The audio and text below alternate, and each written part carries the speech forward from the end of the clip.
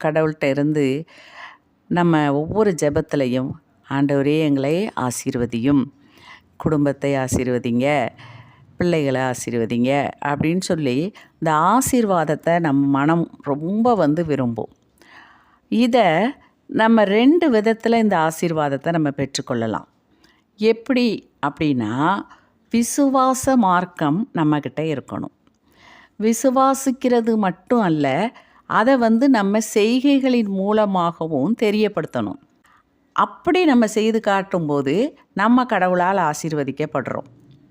2வது வகை என்ன அப்படின்னா, அப்படி செய்கிற ஒரு நீதிமான நம்ம ஆசீர்வதித்தா கண்டிப்பாக கடவுள் நம்மளை ஆசீர்வதிப்பார்.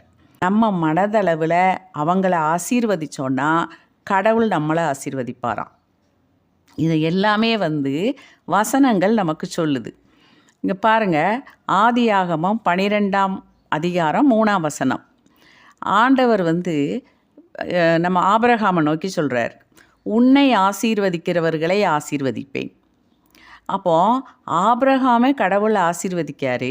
நம்ம அதை முழுமையாக உணர்ந்து ஆபிரகாம் உண்மையிலேயே ஆசீர்வதிக்கப்பட்டவர்னு சொல்லி நம்ம அவரை ஆசீர்வதித்தா கடவுள் நிச்சயமாக நம்மளை ஆசீர்வதிப்பாராம். யாக்கோபு 2:21, நம்முடைய பிதாவாகிய ஆபிரகாம் தன் குமாரன் ஈசாக்கை பலிபீடத்தின் மேல் செலுத்தின போது கிரியைகளினாலே அல்லவோ நீதிமானாக்கப்பட்டான். இதை விட ஒரு விசுவாசம் எங்கேயுமே நம்ம காண முடியாது.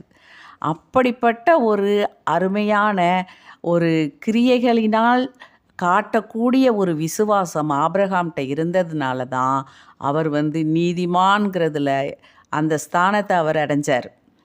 அப்போ நம்மளும் நம்ம கடவுள் மேலே விசுவாசம் வைக்கிறோம். அந்த விசுவாசம் கிரியைகளினால் வெளிப்படுத்தப்படக்கூடிய விசுவாசமாக இருக்கணும். அப்படி இருக்கும்போது கடவுள் நம்மை ஆசீர்வதிப்பார்.